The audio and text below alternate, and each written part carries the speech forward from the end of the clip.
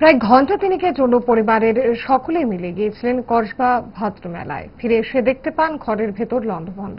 বিশালগড় মুড়াবাড়ির তাপস ভৌমিক তার স্ত্রী সন্তানদের নিয়ে শনিবার রাত 8:30 নাগাদ ঘরে তালা দিয়ে কসবা কালীবাড়িতে ভাদ্র মেলায় যান। সেখান থেকে রাত 11:15 নাগাদ বাড়িতে ফেরেন তারা। ঘরে ঢুকে দেখতে পান সবকিছু লণ্ডভণ্ড হয়ে পড়ে আছে। বুঝতে পারেন ঘরে চোর ঢুকেছে।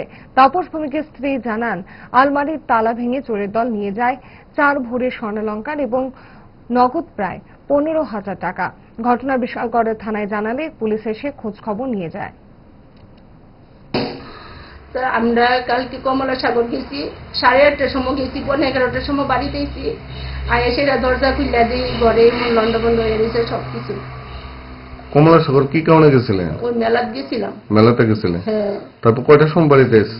ওই তো 8:30টার সময় বাড়ির থেকে গেছি, 11:30টার সময় বাড়িতে বসছি। এসে কি দেখতে পেয়েছেন?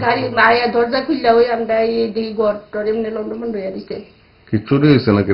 হ্যাঁ, চুরি। কি নিছে জিনিস?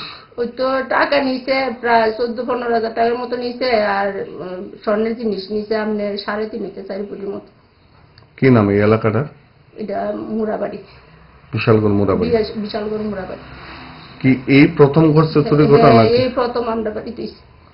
মানে কারো কোনো কে করতে পারে এই চুরি ঘটনা? আপনার এটা তো কইতে পারি না আমরা। পুলিশ আসলো নি? হ্যাঁ, পুলিশ আইছে। কি নাম বাড়ি মালিকের? তাপস ভৌমিক। দোষ আপনার ফুড হ্যাবিটে নয়, ভেজালে। সেই মায়ের আমল থেকেই 5 দশক ধরে গ্যাস, অম্বল ও পেটের সমস্যা একমাত্র সমাধান গ্যাস নল।